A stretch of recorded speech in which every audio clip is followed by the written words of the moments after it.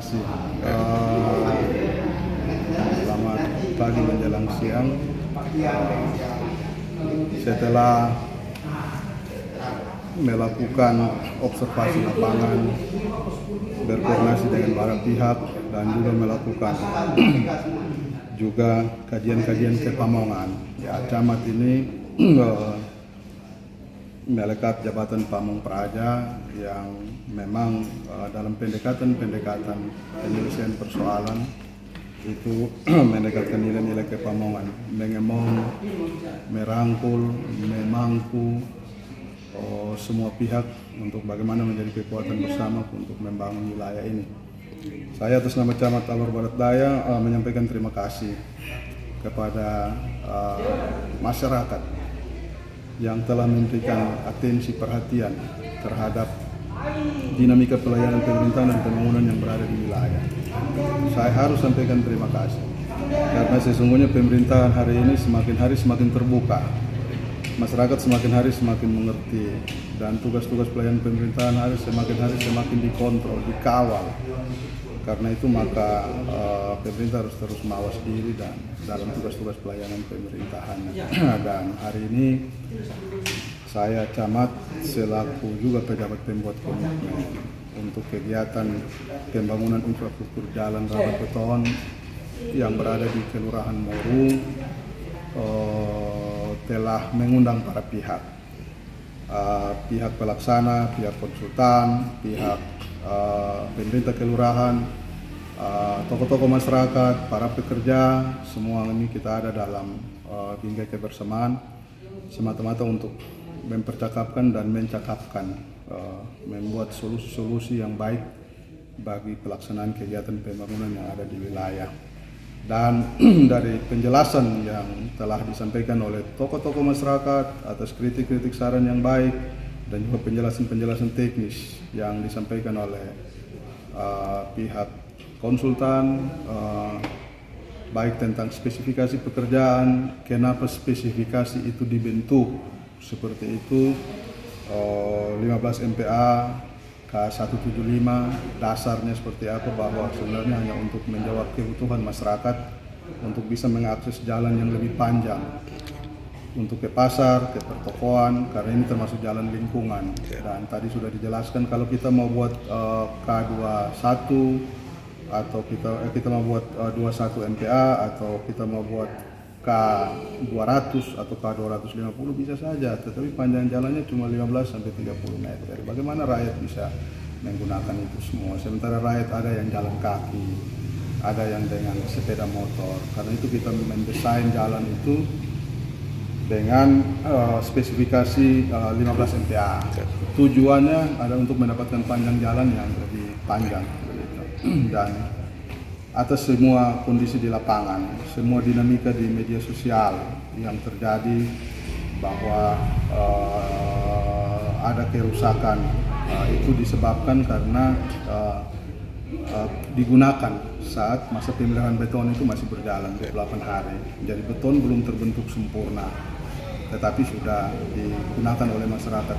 Kita tidak bisa kasih salah masyarakat. Masyarakat itu orang awam yang dengan segala pemahamannya, dan karena itu maka telah juga kami sepakati bahwa pekerjaan itu akan dilakukan perbaikan, karena memang masih dalam masa pemeliharaan 2 kali 30 hari, 60 hari, dan memang dananya belum kita cairkan semua, retensi 5% masih ada. Karena itu mereka akan kita arahkan untuk menggunakan itu untuk melakukan perbaikan dalam masa pemeliharaan ini, dan sesuai yang tadi kita sepakati bahwa akan dilakukan perbaikan untuk beberapa titik yang rusak, termasuk akan dilakukan pengecoran dengan campuran 1, 2, 3 untuk seluruh badan jalan yang ada dengan campuran 1, 2, 3 begitu. Dan ketebalan 3 sampai 5 cm. Kita berharap langkah ini akan kemudian merupakan solusi untuk mendapatkan kualitas jalan yang lebih baik. Dan harapan saya kepada seluruh masyarakat, kalau portal itu belum dibuka, oleh kami jangan dulu dimanfaatkan, supaya tidak kemudian membuat kerusakan lagi seperti yang kemarin-kemarin. Nah, masyarakat ini kan memahami begini, kalau setelah PHO itu berarti barang itu sudah digunakan. Sementara untuk beton atau aspal ceritanya tidak seperti itu. Kecuali bangunan, begitu kita PHO itu bisa langsung digunakan. Tetapi kalau untuk beton yang belum terbentuk sempurna, kemudian itu tidak bisa dimanfaatkan karena pergerakan kendaraan itu akan membuat pergerakan tekstur di bawah. Dan itu yang terjadi di bawah. Tetapi pada prinsipnya saya berterima kasih bahwa semua perbedaan pendapat itu akhirnya bisa dipertemukan di tempat ini. Itu hal yang baik bagi kita orang Alor Barat Daya. Berbeda itu silahkan. Dan saya memang sejak awal saya mendorong untuk wilayah ini silakan kita berdinamika karena itu tuntutan.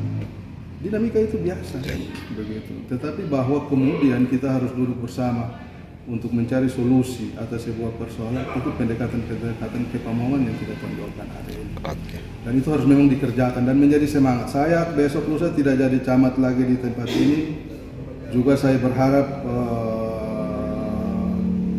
orang Alor Barat Daya harus membiasakan diri untuk berbeda pendapat. Kakak Wan tadi lihat, kami berbeda pendapat di media dengan sangat luar biasa.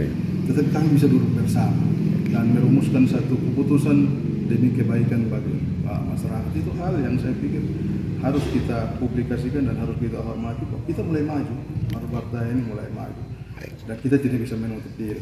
Pemerintah sekarang tidak bisa menutup diri. Dan sesuai kesepakatan 1-2 hari ini akselerasi untuk perbaikan itu akan dikerjakan, dan saat dikerjakan nanti kita semua pihak akan terjun sama-sama, termasuk item-item pekerjaan tambahan yang sudah kita bicarakan akan kita kerjakan semata-mata untuk mendapatkan solusi yang paling baik untuk masyarakat kita bisa gunakan.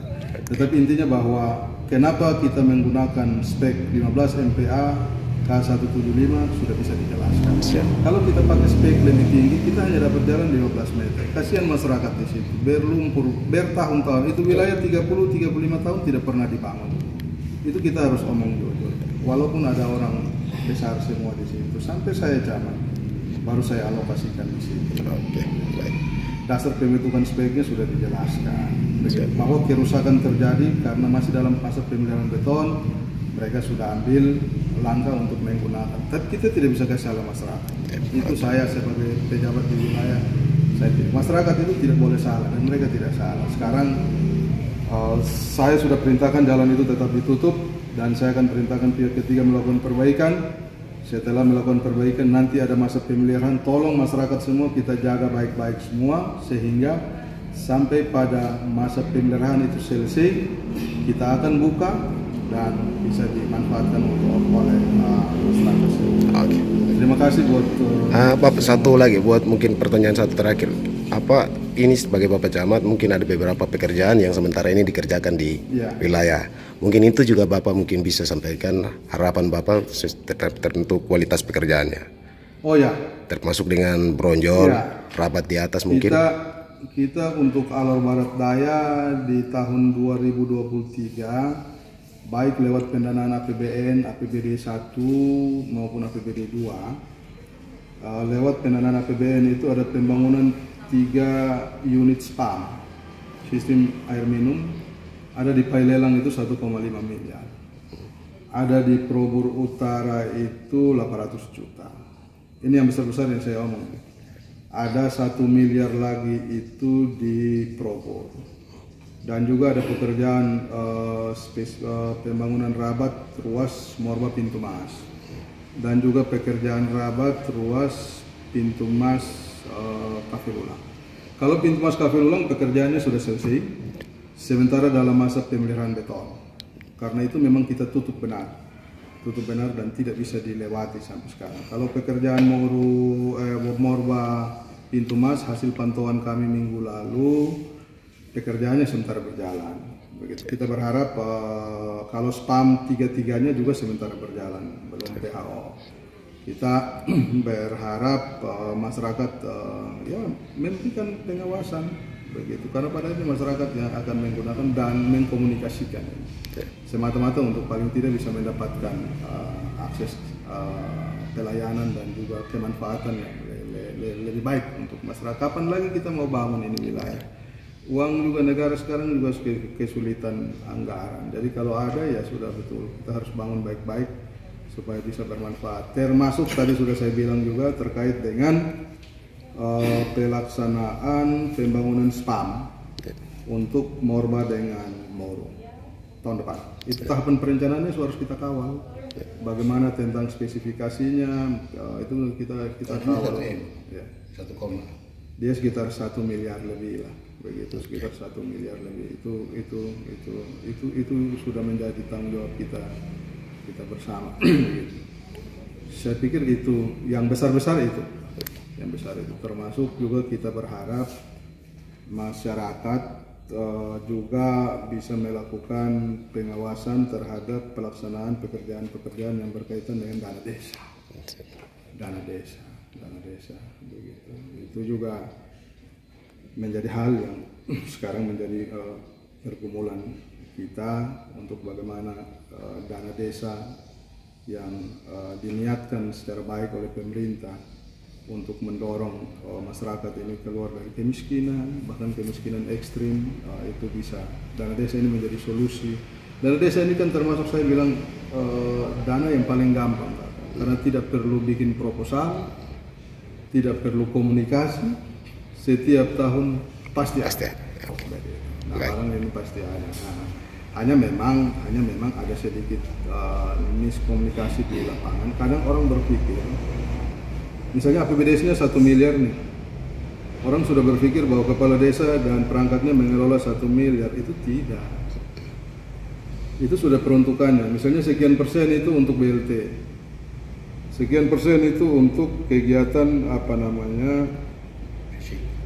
pangan, membangun pangan untuk mendorong stunting, sekian persen untuk pengembangan kesehatan, posyandu, kader, atau semua, dan mungkin sekian persen saja untuk pembangunan fisik. Nah, itu yang mungkin perlu diluruskan. Kadang-kadang orang membuat penilaian miring, tetapi bahwa apapun yang dikerjakan oleh desa, kita semua punya tanggung jawab untuk mengawas. Kami di kecamatan tentu punya tugas itu sebagai pembantu bupati, tetapi juga kan tentu penuh dengan keterbatasan, baik personil maupun sumber daya lainnya. Tapi kami berkomitmen untuk membangun wilayah ini dengan sebaik-baiknya ke depan.